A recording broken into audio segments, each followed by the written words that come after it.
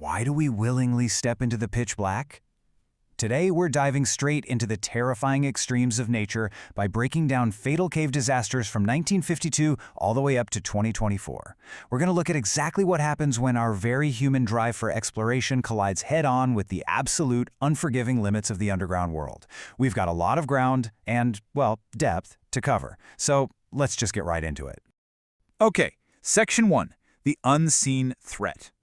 Let's head over to Nam Tolu Cave in Thailand. It's this incredibly scenic spot, but the primary danger here actually isn't technical depth. It's the weather, and it's totally unseen from the cave entrance. Back on October 13th, 2007, up on the surface, clear skies, perfectly stable weather, not a drop of morning rain. So a group of tourists, including a 10-year-old German boy and a teenager from the UK, headed in for a guided walk. But here's the deadly disconnect. Heavy rainfall miles away in the mountains was pounding the cave's watershed. Because Nam Tolu is part of a massive drainage system, that upstream water just surged toward their narrow tunnel. A flash flood hit, completely filling the tunnel with absolutely zero airspace in a matter of minutes. 8 of the 9 people inside tragically drowned. The only survivor was the British teenager, who somehow managed to cling to a tiny ledge for 16 long hours. Now, what makes this absolutely gut-wrenching is the tragic repetition of history. After that horrific 2007 flood, authorities did the right thing. They implemented a strict seasonal closure from June to November. Signs went up, tour operators were warned. But fast forward to August 6, 2024, right in the middle of closure season, and a legal tour goes in anyway. Same exact story. Clear skies in the morning, but by 5 p.m., another massive upstream flash flood ripped through the exact same cave system. So this 2024 incident was completely 100% avoidable. You had 22 tourists and 2 guides inside during a totally prohibited time. When the water rushed in, Thai rescue teams actually pulled off a miracle and extracted most of the group, but a 37-year-old guide was swept away. He died heroically trying to help others escape. The investigation later confirmed clear violations of the park closure, which led to legal action against the operator for straight-up negligence. It really forces you to ask, how often does the pressure for tourism dollars just completely override basic human safety? Moving on to Section 2, the vertical trap. So, leaving the horizontal flash floods of Thailand behind, the danger completely shifts when you enter vertical environments. 10 gallons. That staggering number is the sheer volume of freezing water pounding down every single minute. Back in February 1965, a 23-year-old chemist named James Mitchell was exploring Schroeder's Pants Cave in New York. It was freezing cold outside, which meant massive amounts of ice-cold runoff pouring into the cave. Mitchell was trying to rappel down an 80-foot vertical shaft into this bell-shaped cavern when his rigging just failed. He got jammed on the rope. He couldn't go up, couldn't go down, all while 10 gallons of near-freezing water pounding directly onto his head every minute, instantly draining his core temperature and totally silencing his calls for help. What happened next was this agonizing race against time and physics. His companions, a nurse and a grad student, struggled for 45 minutes trying to literally haul him up by hand. But the dead weight plus the sheer force of the waterfall, it was just too much.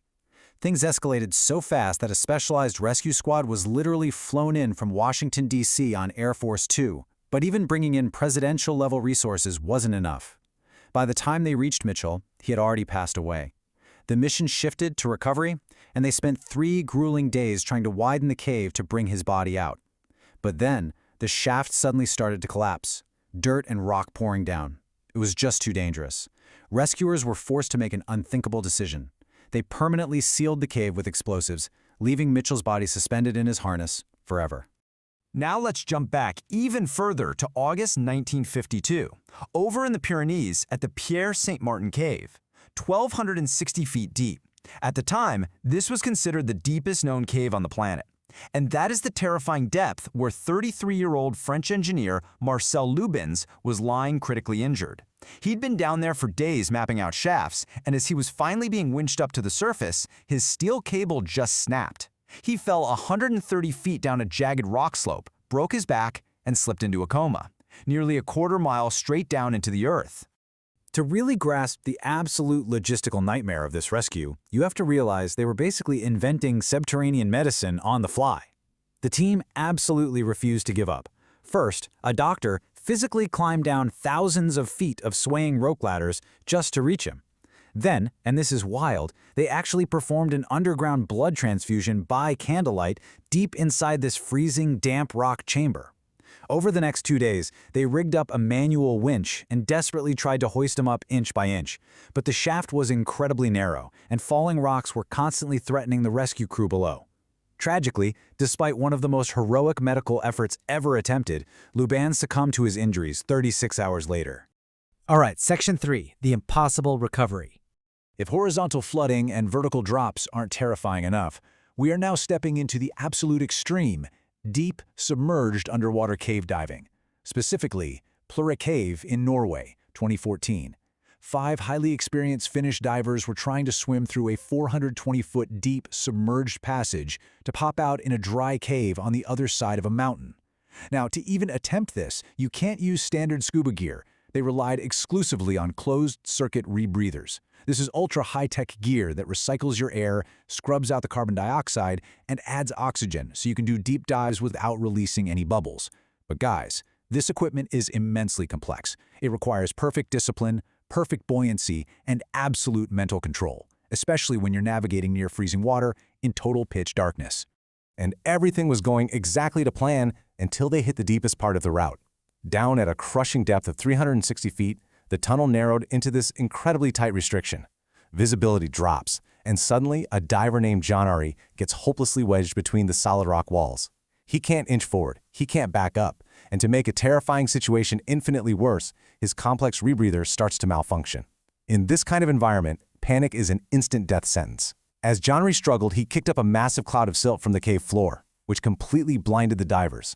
Suddenly, they're trapped in freezing water and they can't see a thing. Which brings us to this truly devastating reality. How in the world do you rescue someone completely trapped in an underwater restriction? Girardi's dive partner, Patrick, tried desperately to free him. He was pulling at Girardi's arm, trying to force a backup regulator into his mouth to share air. But the physics of the cave just said no. The tunnel was physically too tight for 2 grown men wearing bulky technical dive gear to maneuver around each other.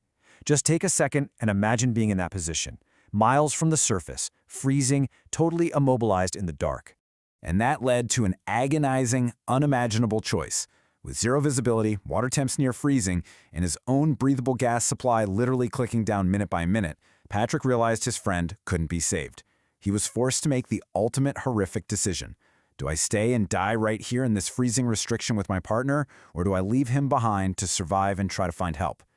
Patrick chose to leave.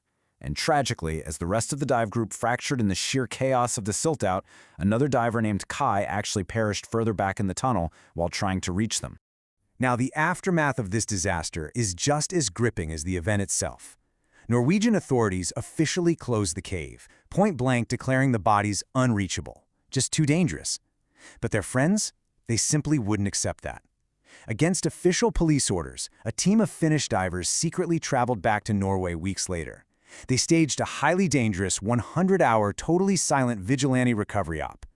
Inching through the exact same deadly restrictions that had just claimed their friends, they somehow successfully extracted Jari and Kai and brought them home. It was this unbelievable feat of loyalty and bravery, which, by the way, they documented in the 2016 film Diving into the Unknown.